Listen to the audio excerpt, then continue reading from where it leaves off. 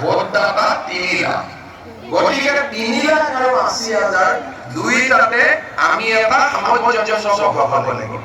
আৰু সেইকাৰণে এভাৰেজ 30,000, কিন্তু কোনোবা সমষ্টিত 28,000, কোনোবা সমষ্টিত 32,000 লোকে অৰুণোদয় পাব। জিলা পৰ্যায়ৰ কমিটিখনে এই টাৰ্গেট বিতৰণ কৰিব। ইয়াৰ পিছত জিলা সমিতিয়ে প্ৰত্যেকটো ভোট কেন্দ্ৰলৈ এই টাৰ্গেট বিতৰণ কৰিব। অৰ্থাৎ 30,000 জালুকবাৰী সমষ্টিত যদি অৰুণোদয়, মোৰ ভোটাৰ লিষ্টত ভোট গ্ৰহণ কেন্দ্ৰ আছে 200টা।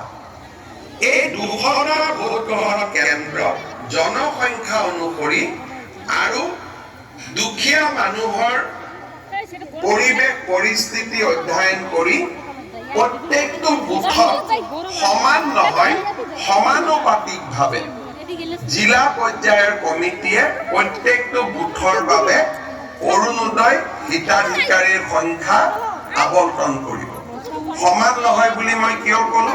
কোনোবা ভোট গ্ৰহণ কেন্দ্ৰত 300 ভোট থাকে, কোনোবা ভোট গ্ৰহণ কেন্দ্ৰত 1000 ভোট থাকে। সমানুপাতিকভাৱে তেওঁলোকে এই কোটা 30,000ৰ কোটা প্ৰত্যেকটো ভোট গ্ৰহণ কেন্দ্ৰলৈ তেওঁলোকে ভাগ কৰি দিব।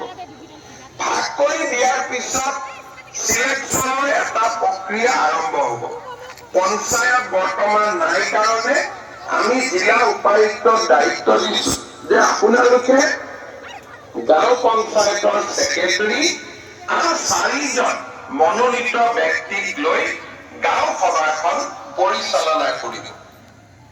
এতিয়া অৰুণোদয় পাবৰ কাৰণে আমাৰ মানদণ্ড কি হ'ব? সকলোৱে আবেদন কৰিব। আমি কাক অৰুণোদয় দিম? প্ৰথম, অৰুণোদয় পাবৰ কাৰণে মোৰ এখন ৰেচন কাৰ্ড থাকিব লাগিব। যাৰ ৰেচন কাৰ্ড নাই